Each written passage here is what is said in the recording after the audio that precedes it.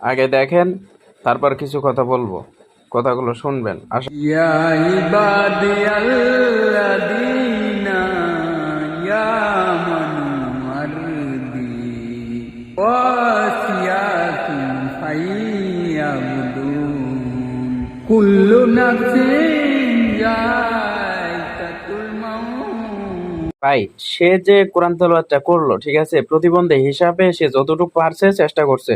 এটা নিয়ে অনেকে তারে গালাগালি করছে, কি দরকার? সে তো চেষ্টা করছে, ওই চেষ্টাটা কি আপনি করছেন কোনোদিনও যে গালাগালি করছে? আরে ভাই, সে প্রতিবন্ধী, ভুল একটু মুখের জড়তা হতেই পারে, ঠিক আছে না? তার তো মুখেরই সমস্যা, সে কোরআন তেলাওয়াতেরই চেষ্টা করছে। এটা নিয়ে তারা গালাগালির কোনো প্রয়োজন আছে? বাঙালি ভাই, মানে একটু ভুল করলেই সেই ভুলটাকেই নজর দেয়, ভালোটাকে কেউ নজর দেয় না, বুঝছেন? এইসব মানে জিনিস থেকে বিরত থাকেন, ভালো হয়ে যান ভাই, কয়দিন আর বাঁচবেন। ধন্যবাদ।